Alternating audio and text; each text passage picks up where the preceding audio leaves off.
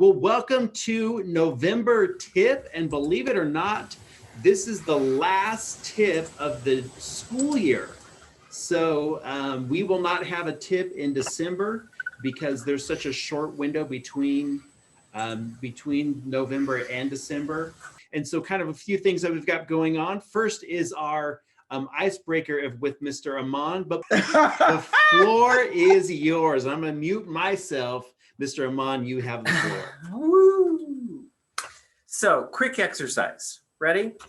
One of your hands, your choice. Raise your hand as high as you can.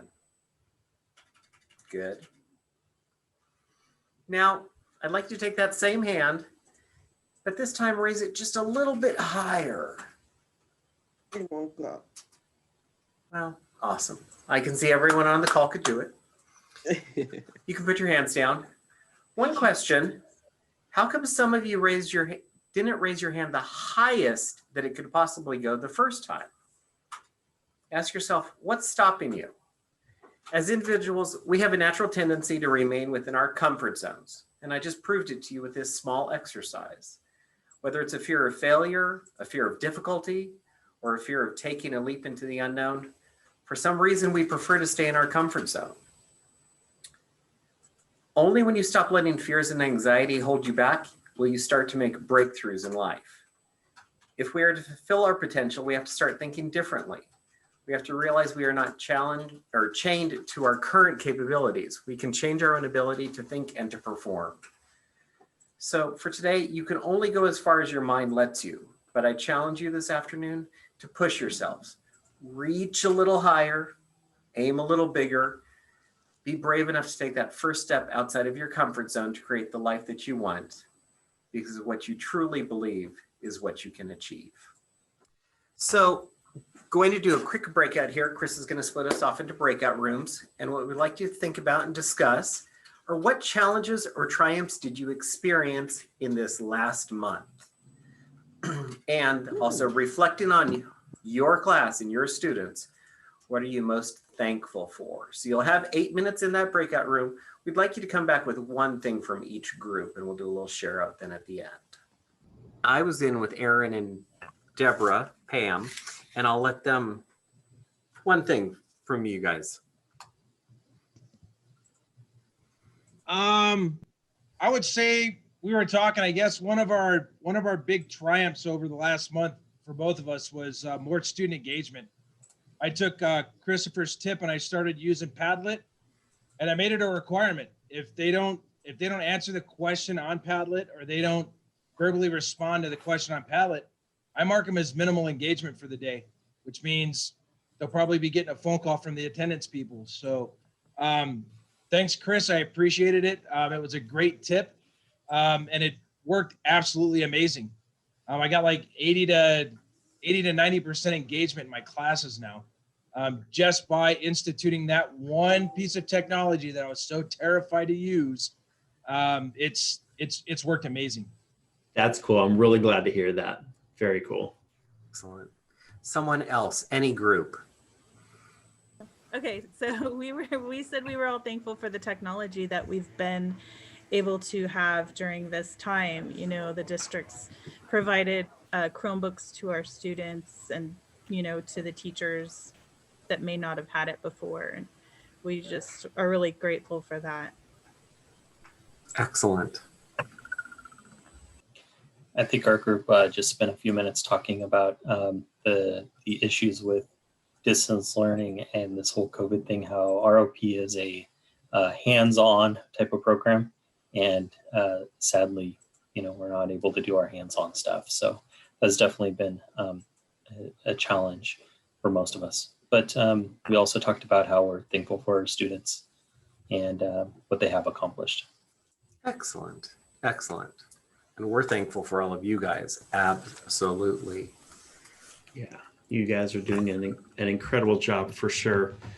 So very cool. Well, after tomorrow, you get a very, very much needed break.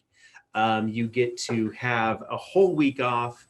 I encourage you, don't spend it grading and lesson planning. If you want to do a little bit of it so you could sleep well at night, yes, do that. But definitely put on some comfy socks. If you don't have any comfy socks, go buy some, put on a black and white movie, and enjoy the break that you have sincerely worked really hard to earn.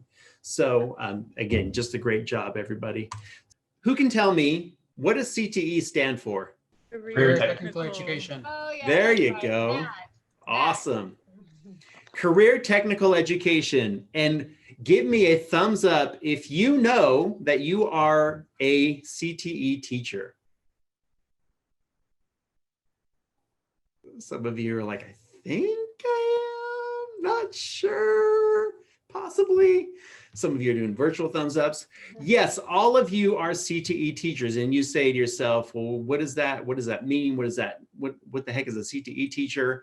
What is CTE? What is ROP? And we kind of covered this in tip in the very first day we met. Those of you who are brand new teachers to us, we talked about this in the very first day, but we're just going to kind of do a real quick foundation of like reiteration of it. And this is something that Tracy just said, you know, do they know what CTE is and all that kind of stuff? And I said, yeah, they know what it is, but we're going to kind of talk about it in a little bit more in depth, because like I said, I did it really fast when we were in the summer. So CTE stands for Career Technical Education. And there are 15 industry sectors that actually every single job falls into one of these 15 industry sectors. Most of you, give me another thumbs up, either physically or digitally. How many of you know which industry sector you fall under? All of you, all right. So let me just call in a couple of people. Meg, what industry sector do you fall under? Health science and medical technology. Awesome. And what classes do you teach? Medical service occupations and sports medicine. Fantastic. Mr. Pierce, what industry sector do you fall under? Arts and media. And what classes do you teach? Video production and the art of animation. Awesome. And then let me call one of our veterans. Let's see, Rodney, what industry sector do you fall under? Public services, and I teach first responders, criminal justice, and criminal investigation. Fantastic. So yeah, so all of us fall under some sort of industry sector. And CTE, essentially, that is what it is we are teaching students, usually in middle school and high school, and even adults after high school, how to do a job that falls within one of these industry sectors. And so with that being said, let me kind of move on. How many of you have ever heard of or seen the show Dirty Jobs? A couple of you, all right. And how many of you ever have wanted to have a book on tape just read by Mike Rowe? Because he just got one of those voices. So Mike Rowe is a guy who, first of all, is the manliest guy I've ever met. I should say I've never met him, but I hope to meet someday. I'm trying to get him on one of our podcasts. But he is a huge advocate for CTE. And so I have a couple of videos I want to show you of Mr. Rowe talking about career technical education. In this first one, he really just talks about how the importance of CTE. And I'll go ahead and share this with you now. And that's Mr. Rowe. He might look a little bit more familiar to you now that you've seen his face. And let me know if you guys can't hear it.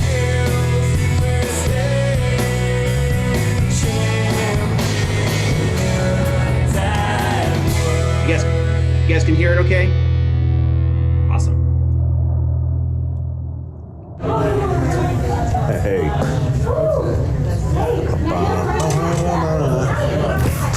You want to wear this? We'll find out. Does anybody need to do a sound check? We need sound? You need this? I don't mind.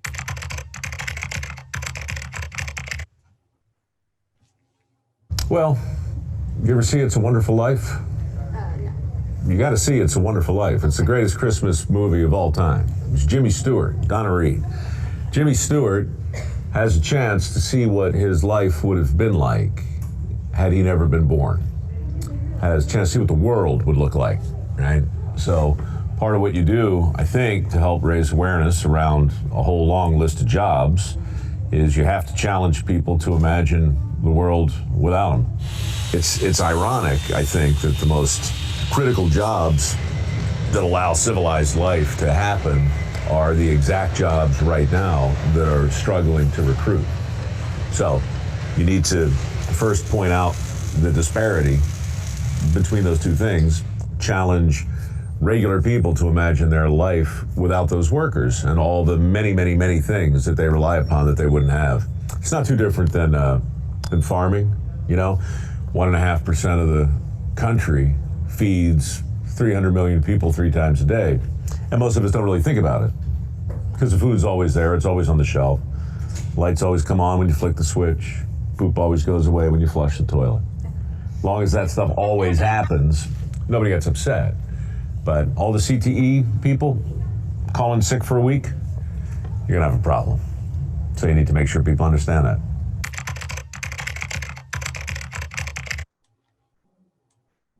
Look, there are people who are pretty sure we never actually went to the moon, but we faked the whole thing, you know? I mean, I've never been to St. Petersburg, but I'm pretty sure it's there.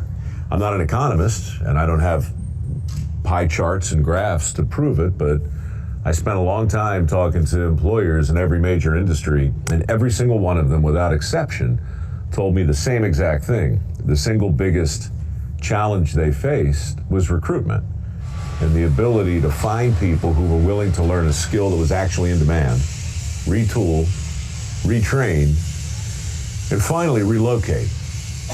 That has always been critical, and it's something that we don't talk too much about, because I think today the expectation is not only do I want the job that I've trained for or imagined doing, I also need it to pay me what I believe is fair, and I also need it to exist in my zip code. So these things are not realistic, but there is an expectation that all of those things ought to be on the table. So I think the reason people doubt the existence of the skills gap is because they simply define the existence of a genuine opportunity differently. So, like most arguments, it just comes down to semantics. I define a job as a thing that actually exists based on an employer's willingness to pay a wage to get the thing done. And the government is not going to fudge those numbers. 5.8 million is the most recent. All right. So good stuff. Yeah, he, like I say, kind of talks about CTE, just how important it is. How important what would happen to the world if all of us as teachers just disappeared one day? You know, what would happen to your industry sector that you came from if it just disappeared one day? And so what you guys do is valuable for training the next generation. So people a long time ago, about 49 years ago, there were a group of educators who had the same, who had the same mindset. And so they formed what you guys know today as the Colton Redlands Yucaipa Regional Occupational Program. It started 49 years ago, which means next year is the 50th anniversary.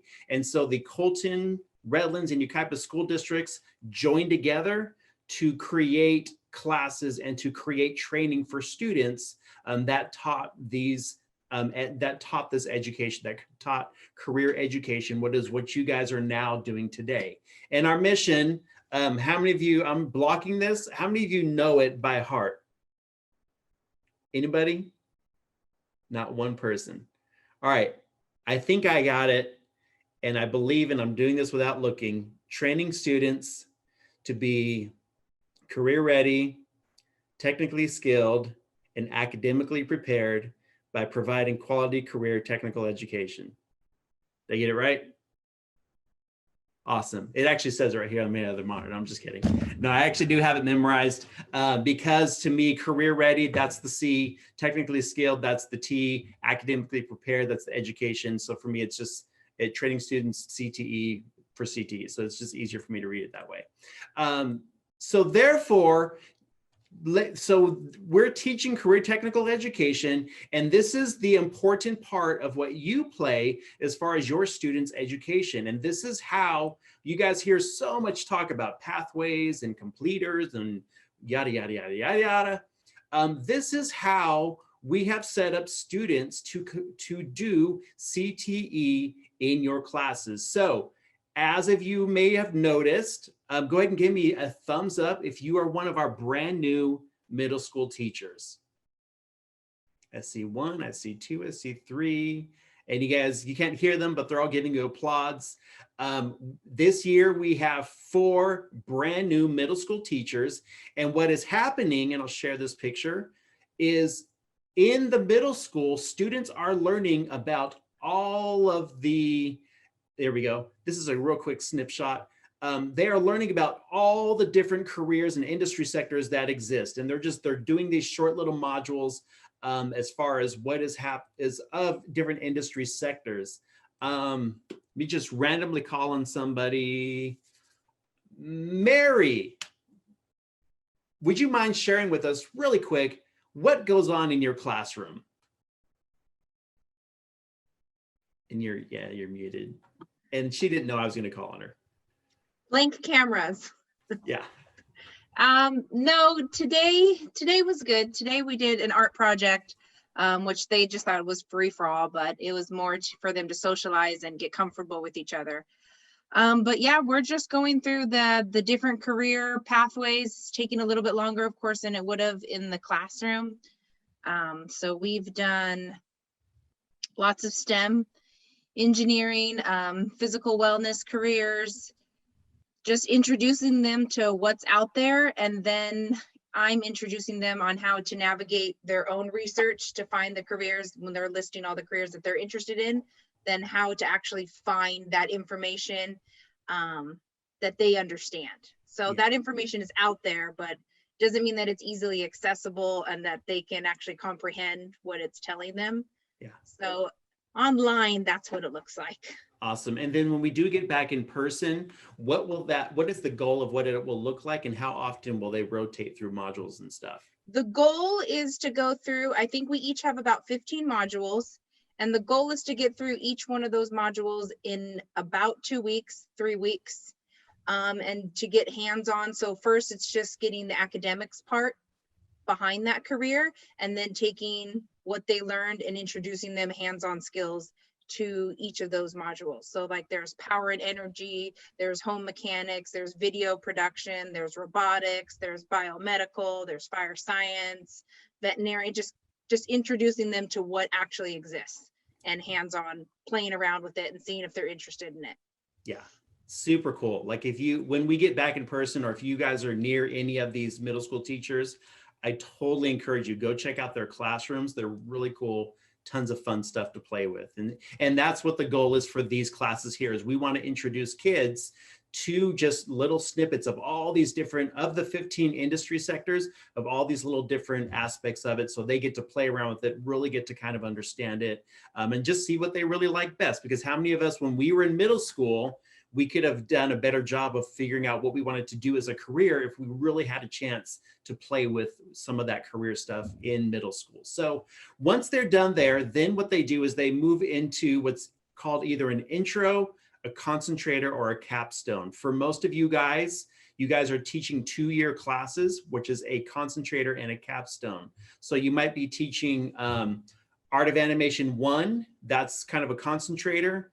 And it's kind of a hybrid of intro and concentrator. And then they move into Art of Animation 2, and then that is like the capstone class. Then once they've completed either all 3 or one of or 2 of these, and they finished 300 hours, then we say that they've completed that pathway.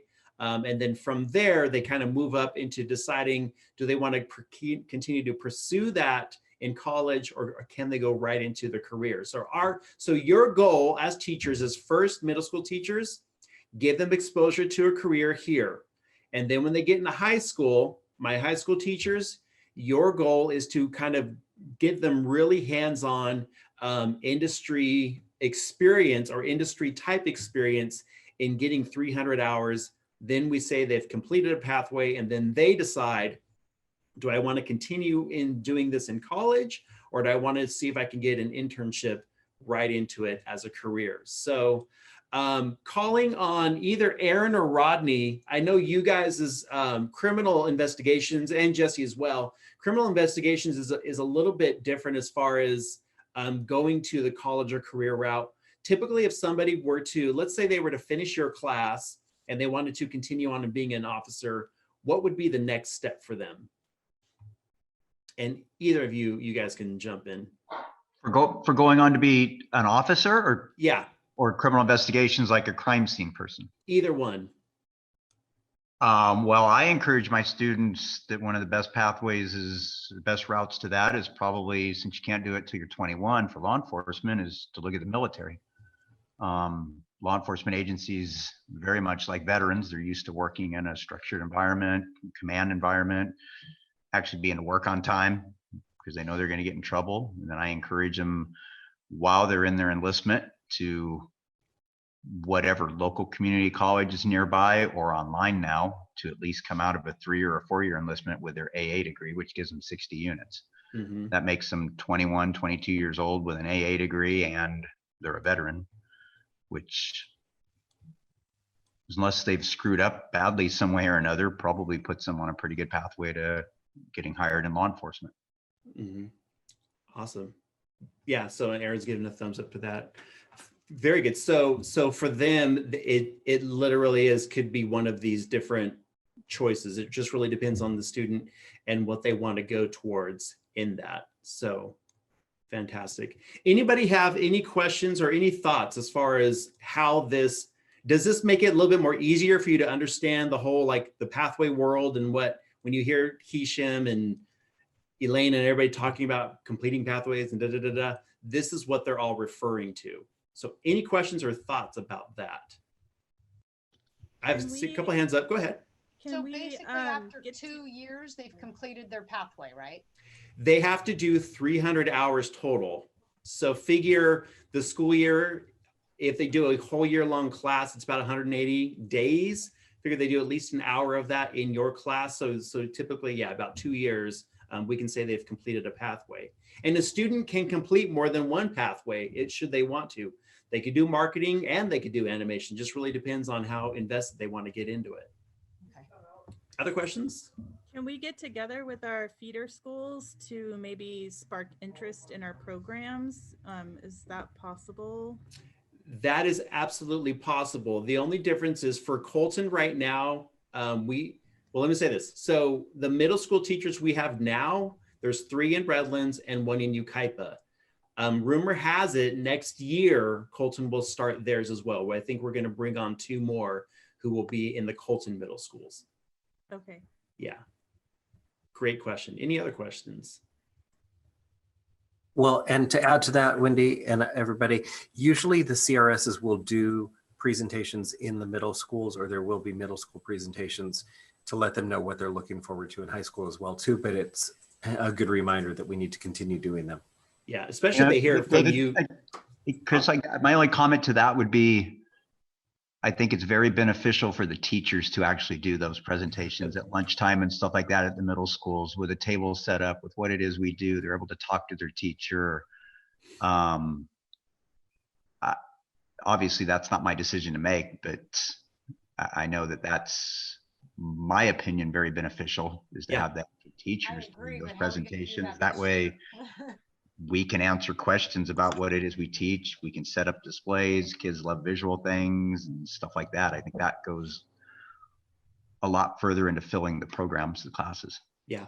Yeah, and that's exactly what I was going to say is it's fantastic that the CRSs do it. It's way more powerful if it comes from you guys and you say like, hey, I would be your teacher. Should you be interested in this? And as far as doing it goes, obviously it's a lot harder to get you guys there in person. But right now we're living in a world where digital learning or this digital meeting tool is so powerful. And yeah, maybe you could jump on your prep period, jump on for, 10-minute presentation or just answer some questions for the feeder schools. So it's good stuff.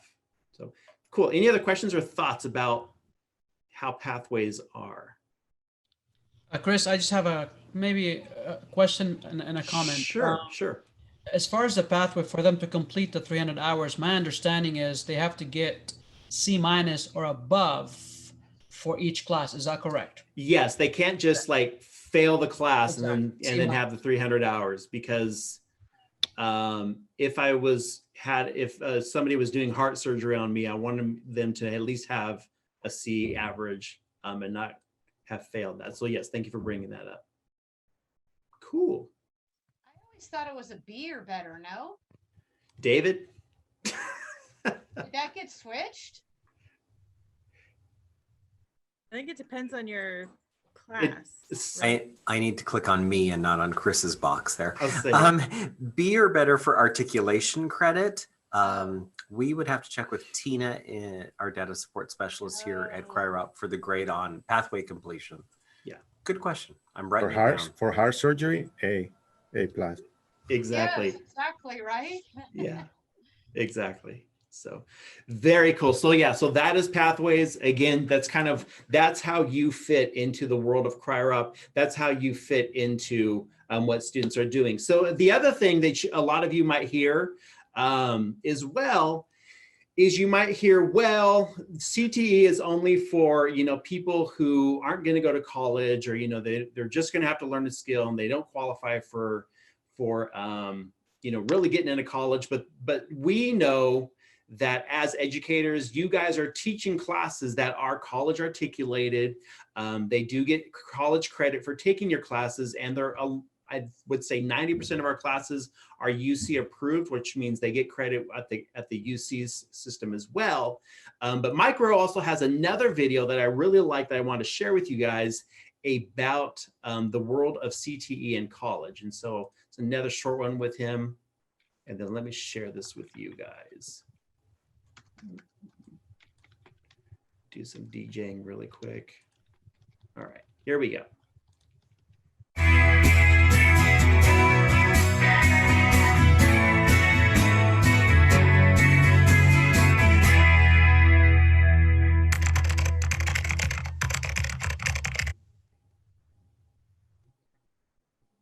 I'd say, if you're flipping a coin, do you think heads is more important than tails?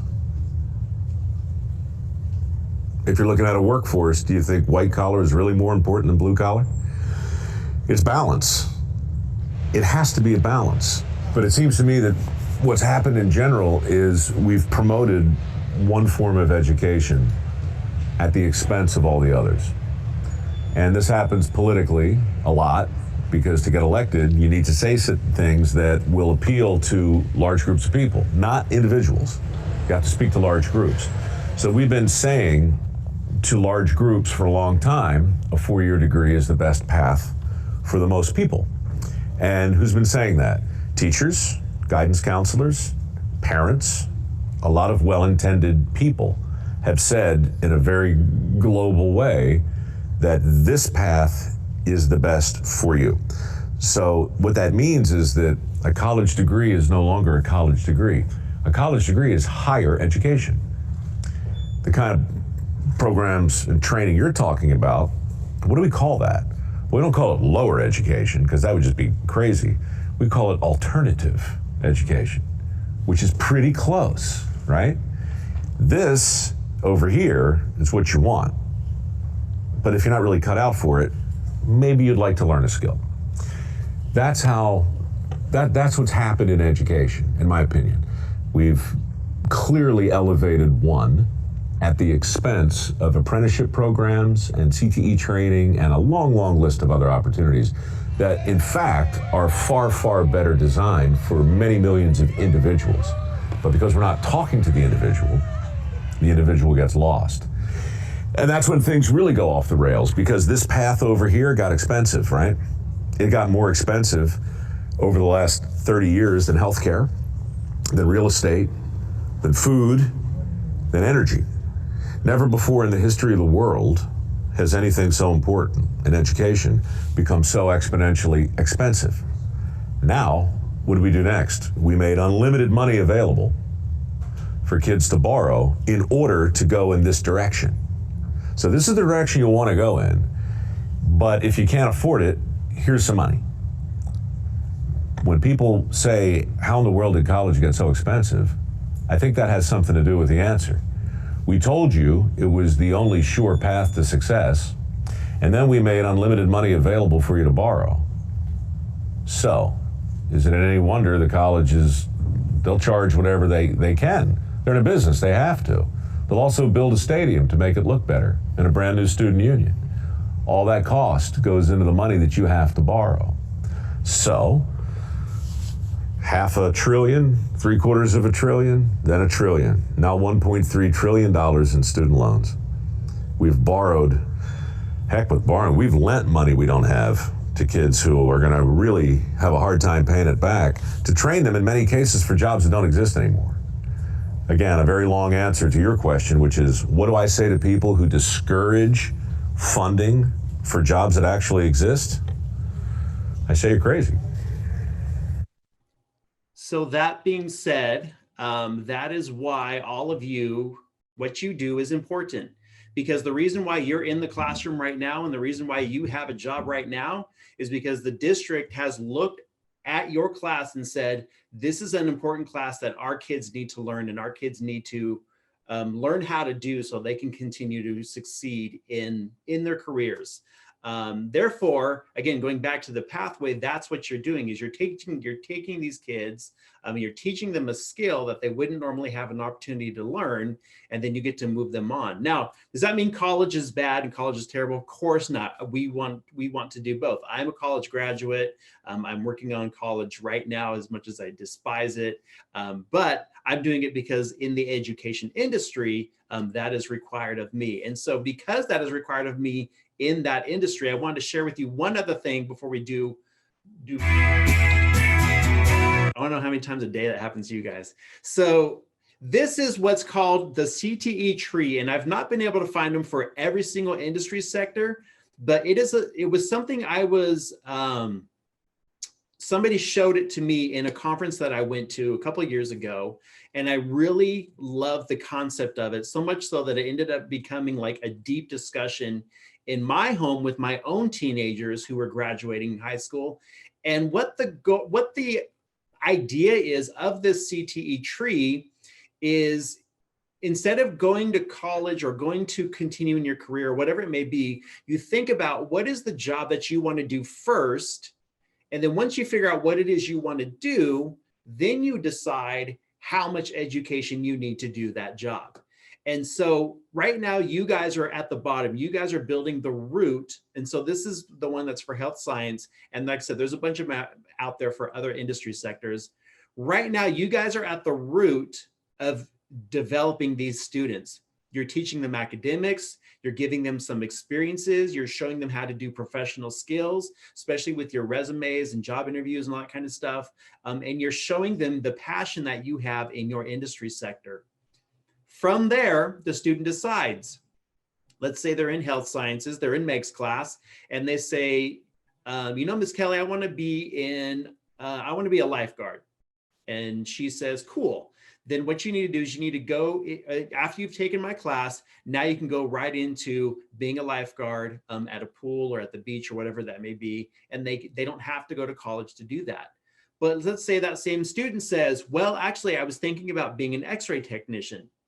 Cool. Well, then that means you need to at least get an apprenticeship, have an associate's degree, some sort of certification that teaches X-ray technician stuff.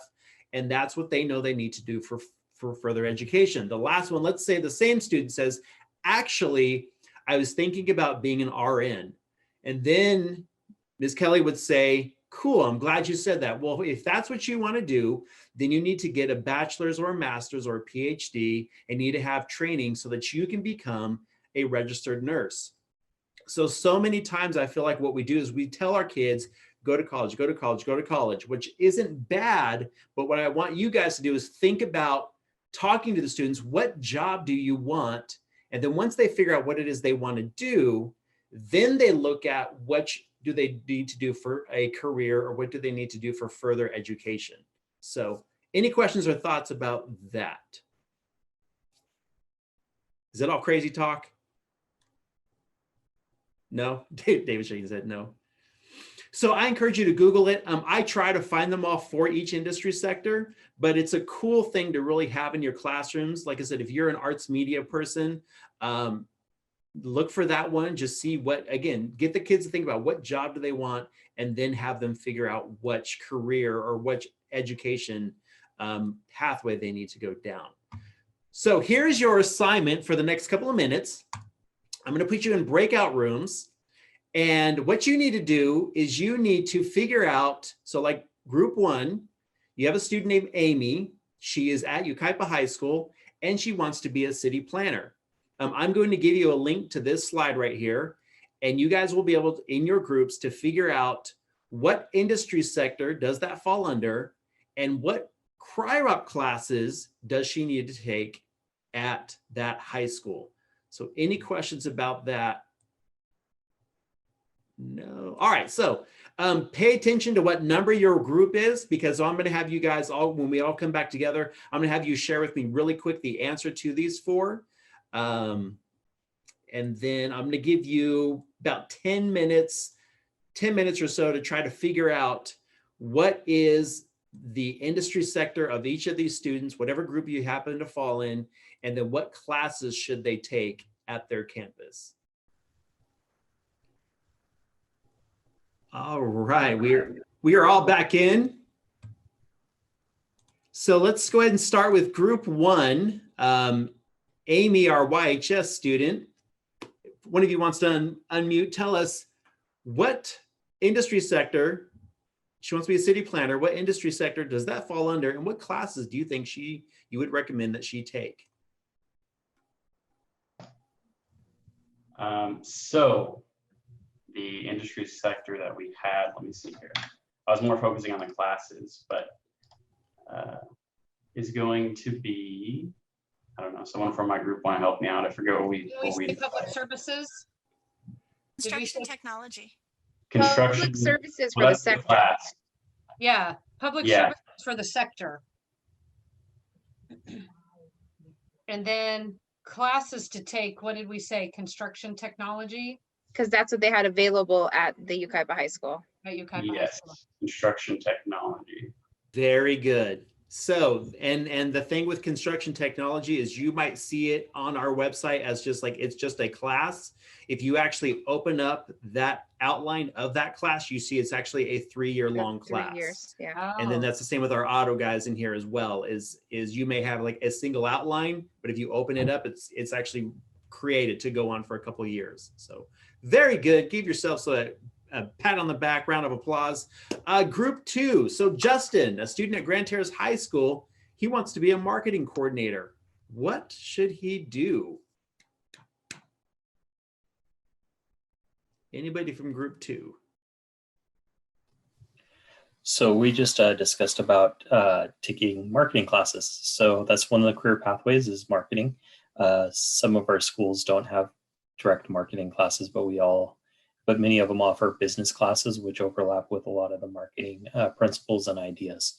And so that would be one of the paths. Also, we also discussed that networking is a big part of marketing. And so educating the student on how to network within his own groups is very important and will also help to lead to a job. And Awesome. There's also, you can get a bachelor's, associates and a bachelor's in marketing also. And what industry sector do you think that should fall under? Oh, well, there's a marketing. Oh, that's what I'm saying. There is. Yeah. So yeah, that would be the primary, but if it's not offered, then business is also very good. Yes. And Wendy, would you suggest any specific class that they should take? Should they want to get into the marketing world? They can take my class. And what class is that? They can take graphic design. We talk a lot about marketing and producing work for marketing agencies. Awesome. Graphic design 1 and honors. Very cool. Yes. Awesome. Very good. Good job, you guys. Group 3, Jacob is a student at Cope Middle School, wants to be an elementary school teacher at a school for the deaf. And group 3, what do you guys think of that one? Oh, that's a cool one. I was like, I know. No. So their industry would be education, child development, and family services. Very good. And it'd probably be important for them to take careers in child development 1 and 2, along with probably American Sign Language if they plan on teaching at a school for the deaf. Exactly. Very good. And Alexis, you are at Cope Middle School. Where do most of your kids end up after they leave Cope? RHS. At the best high school in the world, RHS. RHS, which offers American Sign Language and all that Offers stuff. American. And actually, and they do offer, as you said, Meg, they do offer education. I can't remember the name of it, but there is an education course that they have at RHS as well. So Group 4, this one, I try to be a little bit more challenging with this one. Group 4, Kelly is a student at Bloomington High School. She wants to be a veterinarian. What should she do? Where should she go? Her pathway is agriculture. Very good. She should take Vet Tech 1 and 2 at Bloomington. Very good. Yes, that one is a hard one. Absolutely fantastic. Everybody's giving you a round of applause. Yes, that one is a hard one because you would think it would fall under some sort of medical pathway industry, but it actually falls under agriculture and all that stuff as well, or as that. Wow, So, that I did not know. yeah, it falls under the agriculture one, which is very difficult. So what we're gonna do is before we continue on, we're gonna take a quick 5-minute break. Go ahead and get your eyes off your cameras if you want to, but take a 5-minute break, and I'm gonna put on a little ditty here. To be continued. If you've not done so, make sure you watch Charlie Brown Thanksgiving this year. It's a staple in my home every year because there's not a lot of Thanksgiving movies out there outside of Charlie Brown Thanksgiving and Planes, Trains, and Automobiles. I don't care what Christmas cover they put on that movie. It will always be a Thanksgiving movie. Well, welcome back, everyone. So we're going to continue on and kind of wrap up the last 45 minutes here. And so we are privileged to have this month, Alexis, Noe, and Deborah are going to cover with us CSTP 3, which some of you have been learning about in your class, your credentialing classes. And what that means is number 3 is really about understanding and organizing subject matter for your students. And so I'm going to enable so that they can share the screen. Hi, guys. I'm going to start off with 3.1 and 3.2. CSTP 3 is all about understanding and organizing your subject matter for student learning. When I was thinking about this standard, I was thinking about this time I had this horrible, awful English teacher, and she marked me down on an essay because she said I didn't know what happened in To Kill a Mockingbird, which is one of my favorite books, and she was actually wrong. I had the plot right. She had it wrong. She lost all credibility with me. So it's really important that you understand your subject matter because you're supposed to be the expert, or at least according, to the kids you teach. So for 3.1, it's about demonstrating knowledge of subject matter, academic content standards, and curriculum framework. So some questions you could ask yourself to know where you are as far as this substandard goes is, do you know your subject area? Do you understand how your subject relates to other academic content, how it relates to math, how it relates to science, how English and communication skills are involved in your subject? And then do you stay up to date on current issues within your industry sector? So a great place to start assessing that for yourself is by reviewing your course outline. And not just like looking at it as like a checklist of what do I have to do when I'm teaching, but looking at it as like kind of the building blocks and like the steps that you need to walk your kids through in order to reach like the ultimate goal, which are basically like those key assignments that are in your course outline. So I'm going to put a link in the chat right now to where your course outlines are, in case you don't know. If you don't, it's okay. I don't judge you because Chris had to tell us when we met with him this week. So there's a link in the chat right now to go ahead and check out your course outline. And so a great way to really gauge where you are as far as understanding your content would be to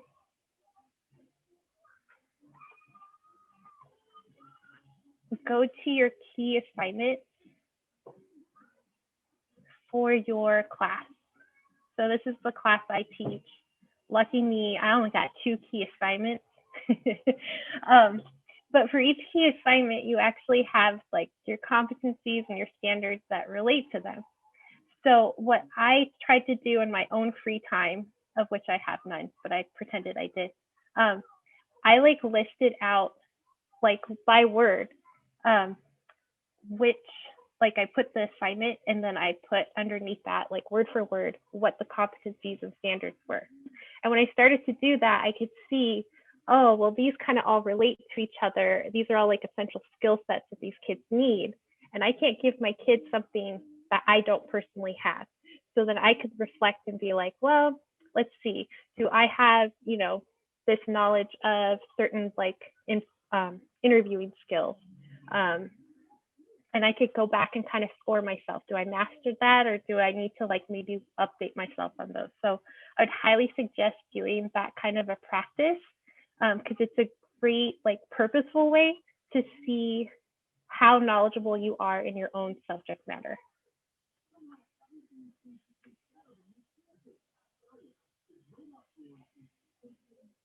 And so then a good question then after that is, if you're like, I don't really understand this, even though it's in my own course outline, what do I do? So I wanted to give you guys some suggestions of where you could go as far as some resources. So we have our advisories that we can go to that, you know, ROP tells us about every year. But something else that's available is that our community colleges sometimes have free advisories that you can go to also. I know Moreno Valley College, they email me all the time about advisories, and I think that they're free, and they're usually after school. So those are a great way to get connected to some industry professionals. And then of course, like networking. Most of us have kind of just come out of our industry. So talk to your former coworkers, not just because you miss them, but also so you can kind of see like, hey, what's up at work? You know, what's some current projects? What are some like things you're working on? What's some cool new tools that you guys see? I told you this wasn't going to work. What are some cool new things that are happening, you know, in the industry?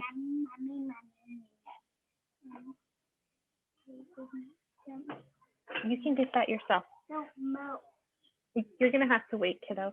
And then connect with your academic teachers on campus too, because if you notice in your standards, a lot of you guys have some science standards in there. You've got the math standards in there.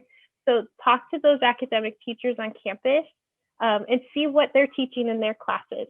So that way, you know, like, am I reaching too far with this math or science concept within my own class? And then for me, I always love a good podcast. So I highly suggest like going on Apple Podcasts or Spotify or whatever podcasting, you know, service you find out there, and just do a quick search about like your industry and subscribe to it, and then just listen to it once a week so you can kind of stay up to date on what's out there. And it's fun because you don't have to read anything, you just sit and listen. All right, so 3.2 is about applying knowledge of student development and proficiencies to ensure student understanding of subject matter. So the last one was all about like, how much do you know your subject area? This one's about how much do you know your kids? So do you have developmentally appropriate expectations of your students? Do you expect them to sit there for long periods of time and not lose focus? That's probably not developmentally appropriate. Do you utilize a variety of instructional methods to accommodate a variety of learning styles? Everybody learns differently.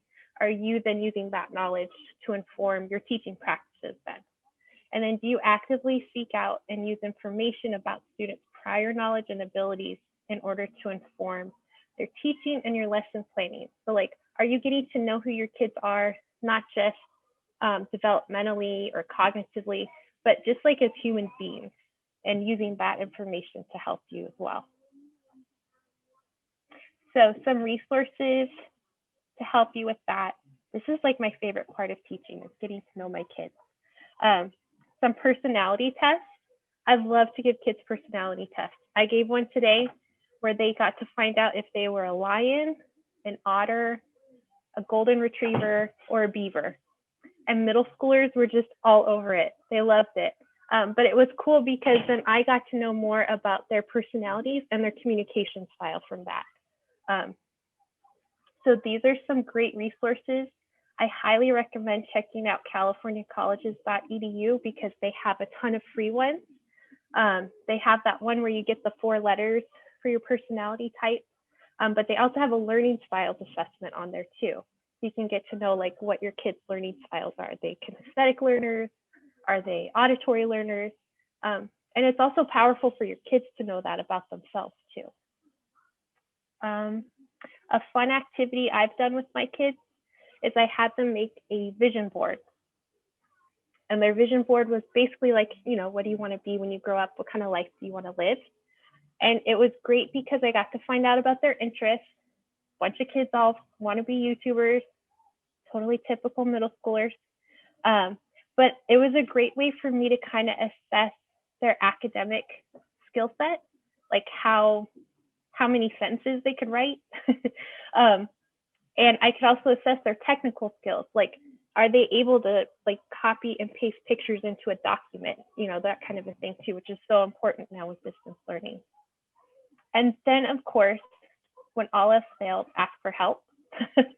There are tons of people you can check in with to get to know your kids a little bit better. You could talk to their counselors. If your kid's got an IEP, talk to their case carriers. Their case carriers can even like give you samples of like their writing, and they could let you know like what kind of activities work best, what they struggle with. So really tap into those case carriers. They're a great resource. And then also for your EL students, you can always talk to their ELD teachers as well. So just a quick recap before we move on, just some like essential questions for 3.1. Do I understand my subject area well enough to teach it to my students? And it's okay if you feel like you don't, because we can always learn more. That's okay. And 3.2, do I understand my students well enough to teach them effectively? So we're going to go ahead and move on to 3.3 and 3.4, which is Deborah, I think. Yes, it is. All right, I'll stop sharing my screen. All right, and I'll share mine if I'm able to. Where'd it go? 3.3. 3.3 talks about how you apply your knowledge of the subject matter, organize curriculum, plan lessons, units, and select instructional strategies. It also talks about the knowledge of student readiness, learn to organize and sequence and enhance curriculum, and to have the subject matter reveal value, different cultural perspectives. For me, and this assignment, what I had to do is talk about what it meant to me. So I had to actually research a great deal of what the standards were. So I focused closely on lesson planning and instructional strategies to better support the lesson and the students. So I first read the standards, and then once I understood the standards, it helped me look at what would be the best approach to teach students subject matters. So what I did is I just laid everything out. I laid the lesson out, and then I can organize it to create it to help the students better connect to the subject matter. The first thing I consider is how the students are going to learn. If I didn't understand it, then I can't teach it to them, to touch back on what Alexis was talking about. Once I knew how I wanted to put it together for them, then I was able to differentiate and plan the lesson to connect to them. What didn't work for me was I was trying to reinvent the wheel, something they tell you do not do, because it's already laid out there for you to do. Can you do the next slide for me, Alexis?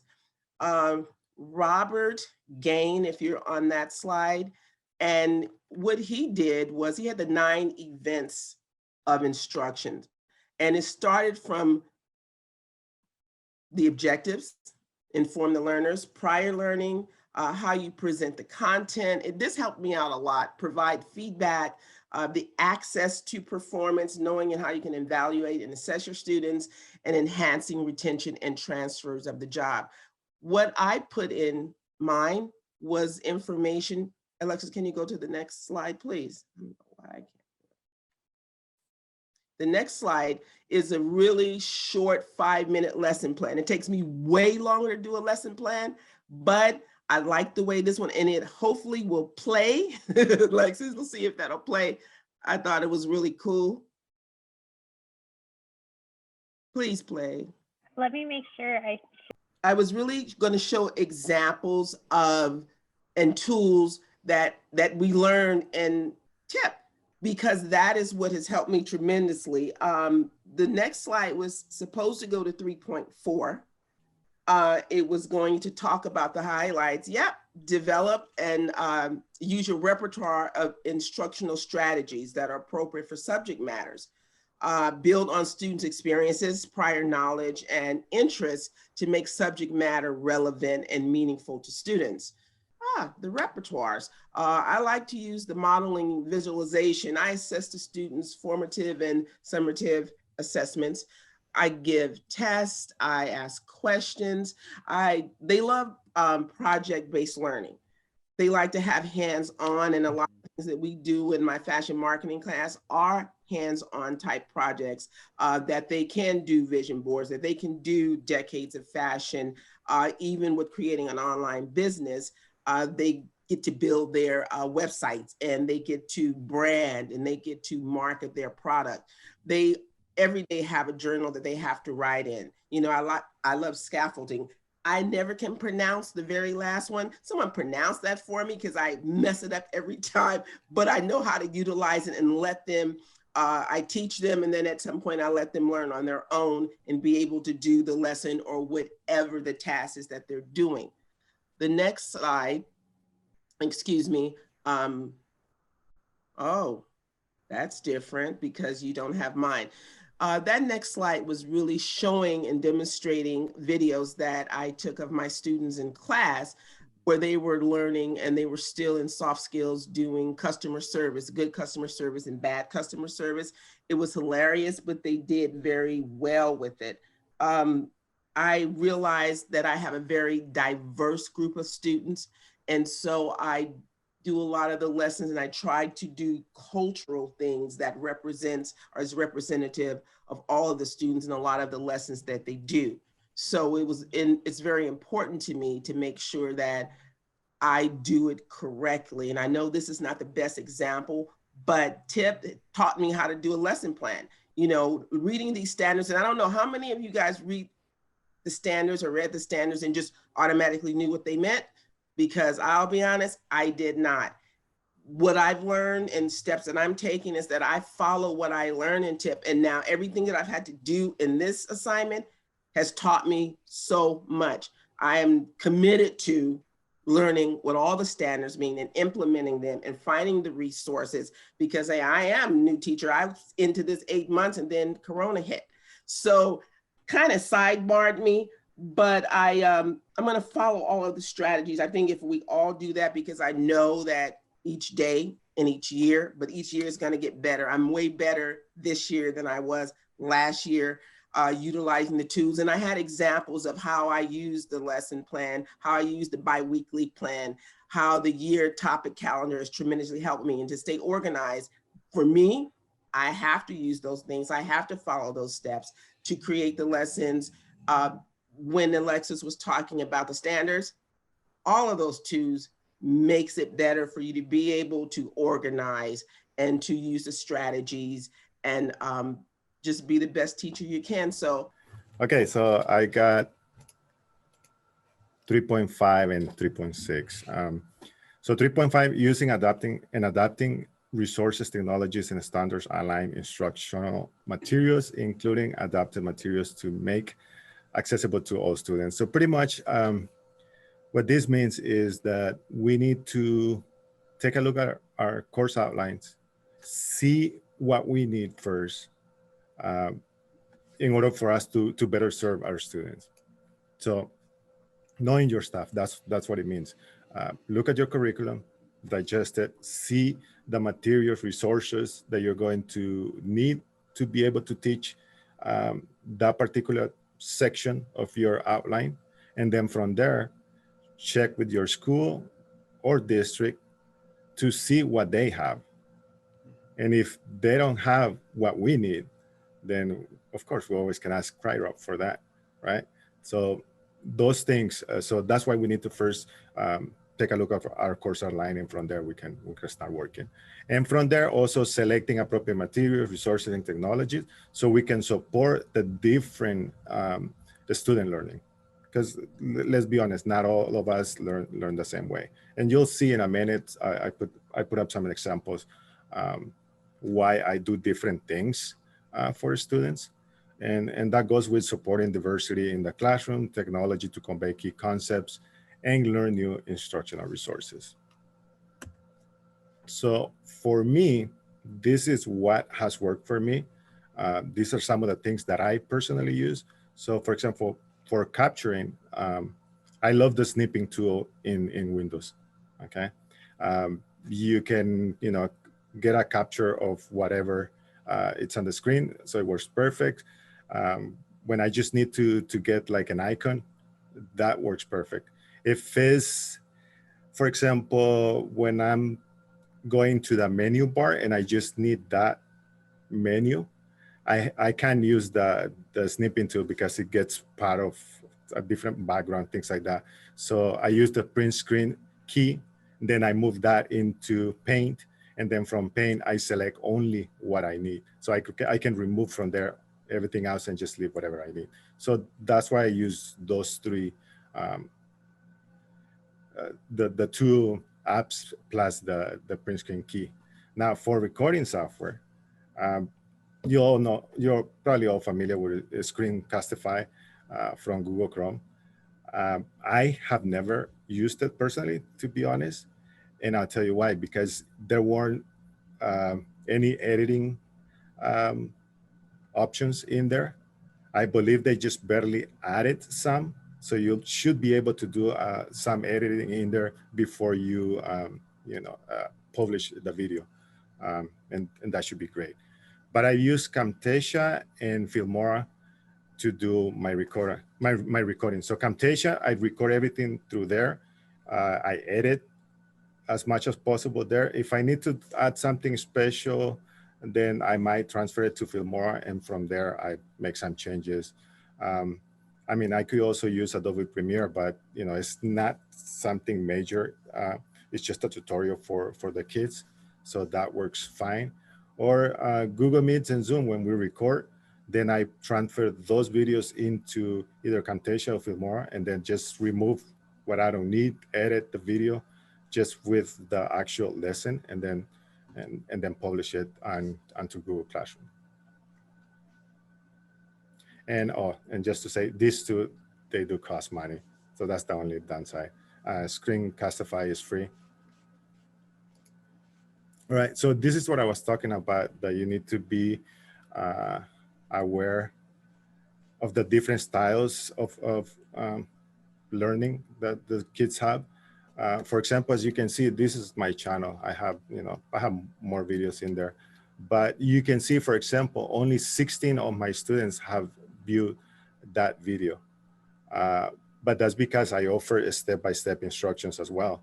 So I have a document that they can follow step-by-step, and a lot of them prefer to do that. I had a student, one time I didn't upload the document just to see. I was like, oh, maybe just the video. And he just sent me an email. Actually, he didn't even type it in the chat. He goes, teacher, can you please, can you create the step-by-step instruction? And I go, sure, no problem. And I uploaded them, and he would do the assignments like that quickly because, I gave him a different option. So, those are sometimes some things that you gotta keep in mind, that not everybody learns the same way. So we need to be flexible in that way. And it's not easy, For example, for me to create the step-by-step instructions, I have to do the assignment, and as I'm doing it, creating the step-by-step instructions. And then I have to redo the assignment again, recording it. So it's just a lot of work, but when it's needed, we have to do it. Mm-hmm. And here is an example of my step-by-step instructions using the snipping tool. A lot of it is just using the snipping tool. And now 3.6, addressing the needs of English learners and students with special needs to provide equitable access to the content. So pretty much what we're saying here is that we need to be aware of the ELD standards for that particular lesson. What are the standards, the ELD standards? And then also find out what their IEP goals and objectives are for that particular student. So if they have an IEP, then go through it, because in there's so much information that is extremely useful for us. For example, if they're an English learner, then we can see the level of English that they are currently on, or the level of reading, writing, things like that. So it's extremely important. And then from there, then we can decide what materials, resources, or technology we can use. So I found this, which I thought it was pretty cool, the different levels for EL learners.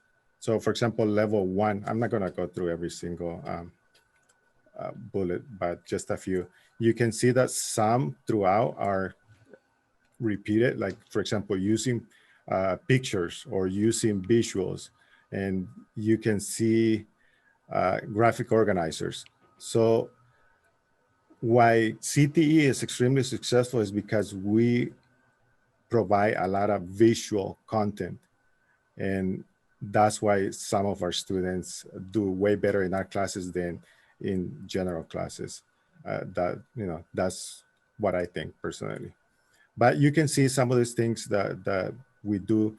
For example, level 4, present directions in multiple ways. Like I was saying, provide videos, or provide step-by-step instructions, or sometimes I have to translate things, the lesson to Spanish. So, different things. You just gotta be flexible for the students. Ways to address ELD students. So these are just some ideas or some of the things that I use to help them out. So for example, idea starters.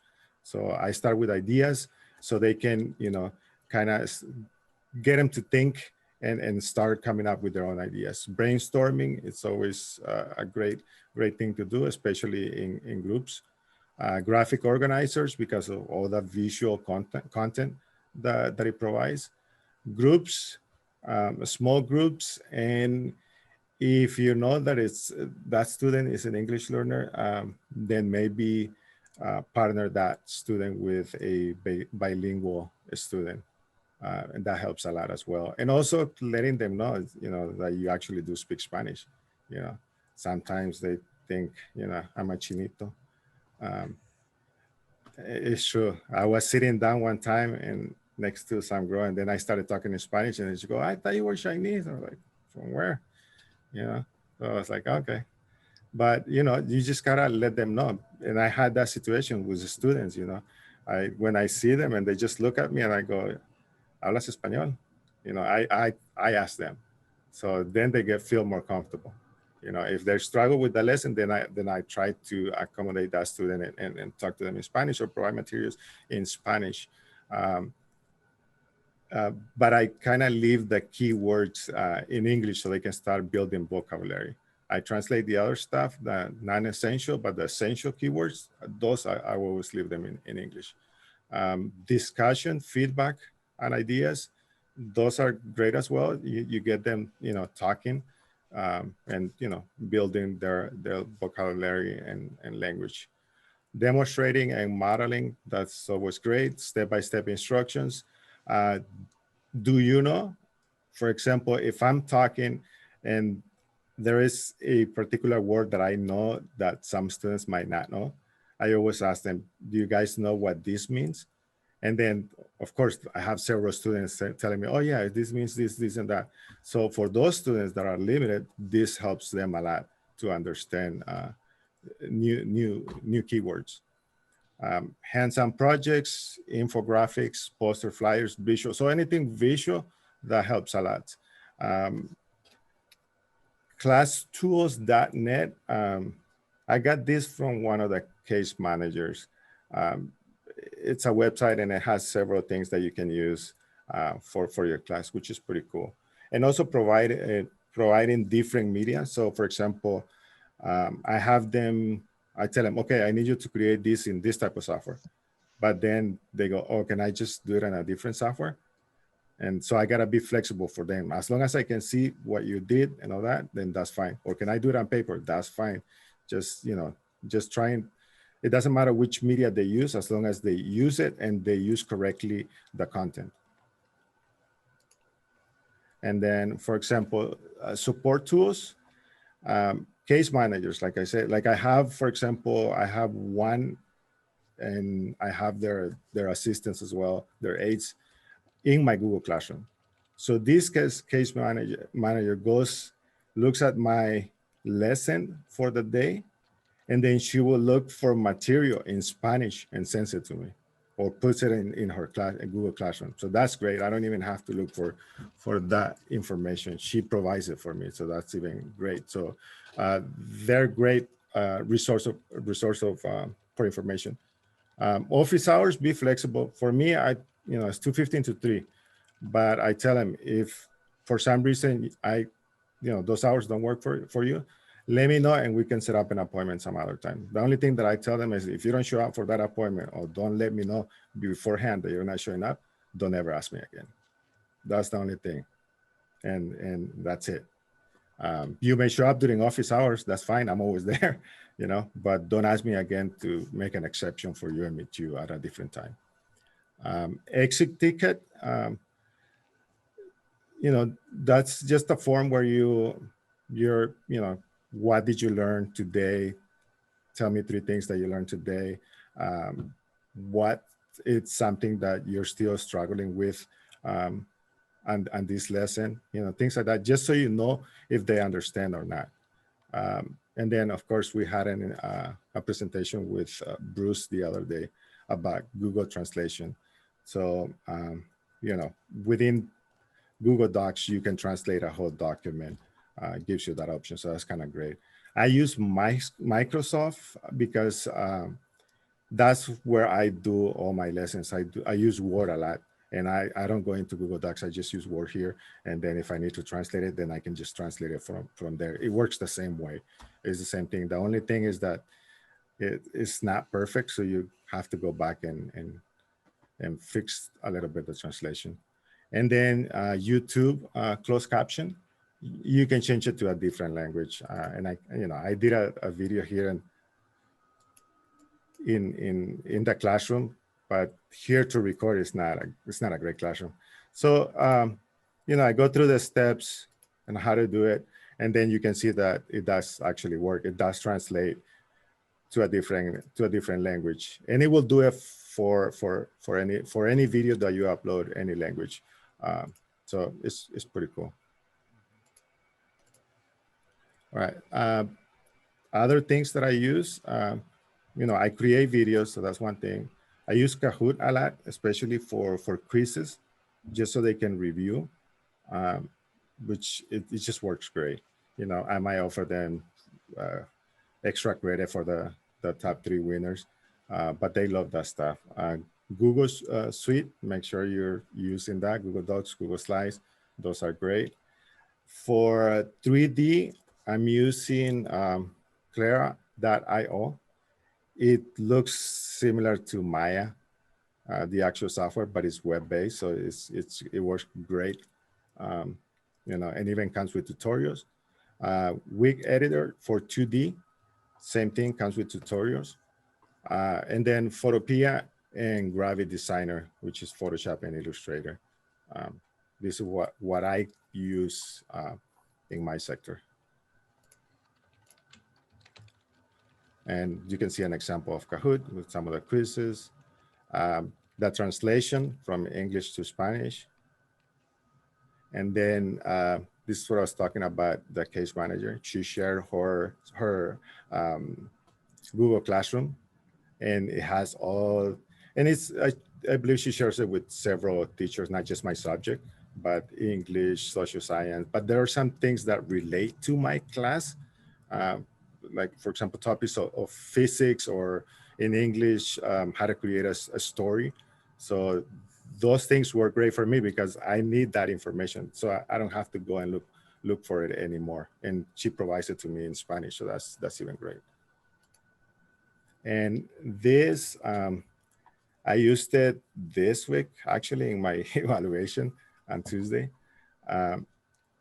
So I had all the students' names. These are not the names, but I had all the students' names here on the wheel. And what I do is, as soon as I connect, I present my screen and it's my agenda. They'll see the agenda for the day. And this, they had never seen it before.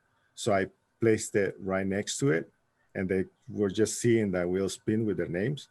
So I just, yeah, work on the doodle and I'll explain the wheel in a minute. So this kind of prepared them like, oh, I'm going to be asked for something. And it worked out great because I told them, okay, guys, do you want, and I had my name in there included. So if it lands on my name, then I'll answer the question. You don't have to worry about it, So it prepared them because they were like already with that mindset. Okay, he's going to ask me something. So you know how they might leave. Since they don't turn on the camera, you don't know if they're there. But this was great because they were waiting. And then when I asked them, okay, should I spin the wheel or who wants to volunteer? And actually they started volunteering. And that was the first time that I had a lot of participation. So this for me worked great. And I found it on classtools.net and it's great. And also it saves the names. So you can save the name and it provides you a link. And then you can just reuse that link and it will have the student's name and everything. So you won't forget it. So it's kind of cool. Good job, everyone. Go ahead and give them a hand. Thank you so much, guys, for doing it. You guys did a great job, and I loved all the content. So if you guys could share your information with me, I'll compile all that together and send it out to teachers, so to you guys as well. And then we're over just a couple minutes, and I'm going to ask you for just a few more minutes while we wrap up, because again, we're not going to meet next month. And so I just want to cover, next time we meet, it's going to be Chanel, Mary, and Christian, who will go over number 4. I will connect with you guys about that.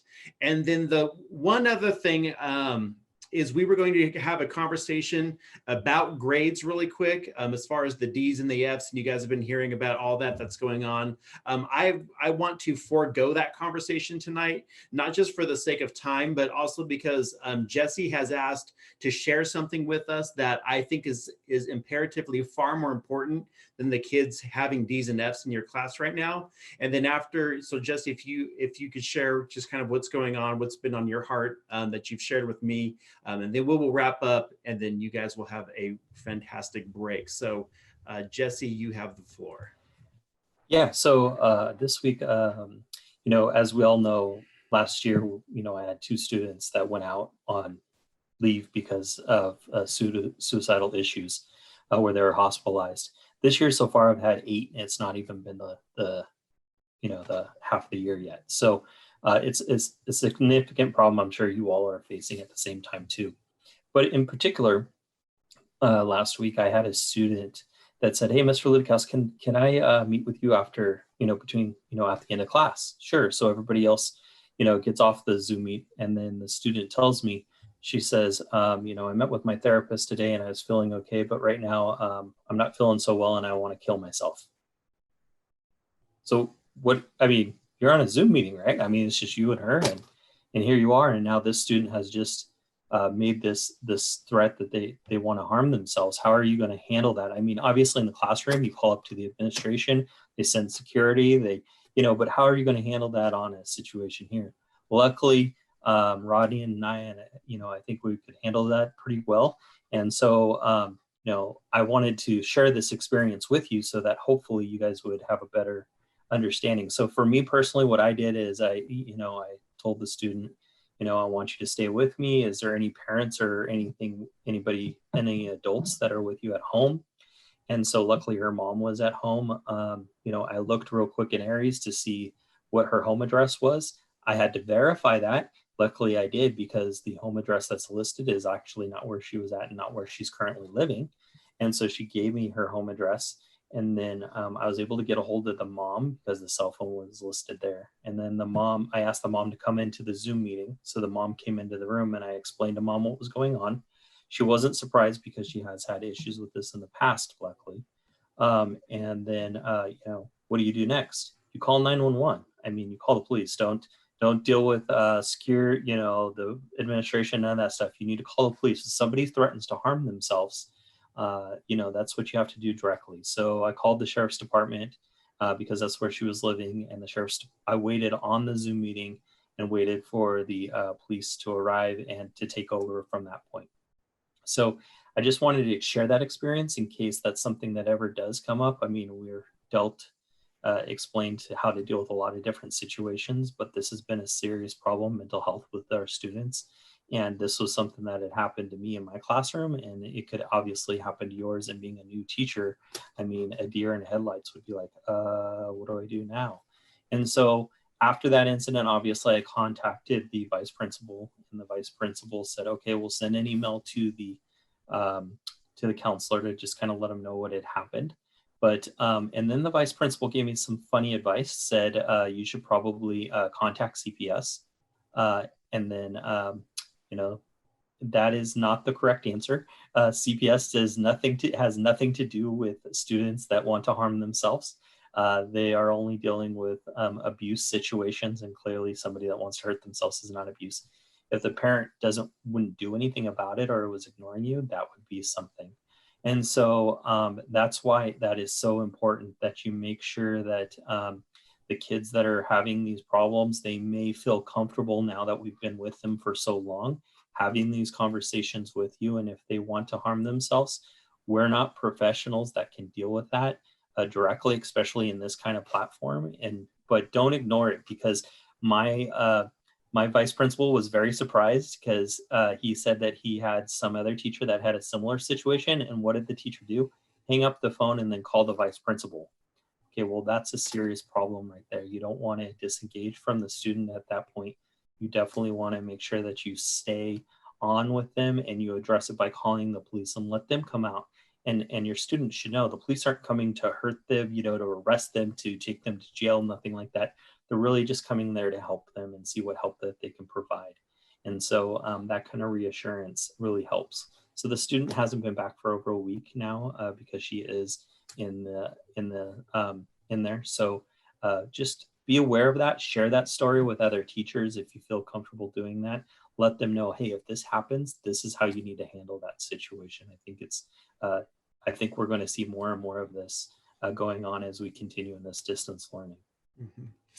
Thank you so much, Jesse, for sharing that. And yes, above grades, above whether or not, Padlets are working or anything, you guys are the front lines of what these kids are experiencing.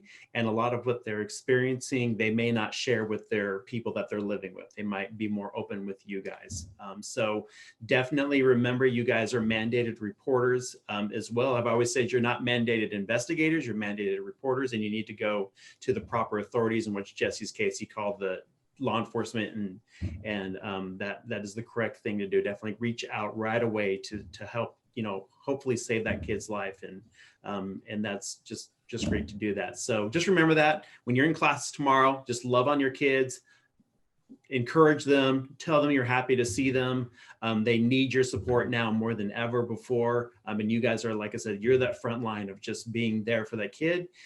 Because, I'm not trying not to cry either, because you guys are there. That's what we do as educators. Our jobs are to encourage and teach and train and just love on the next generation. And you guys are the front line of that. So all that being said, you guys have a very, very happy Thanksgiving.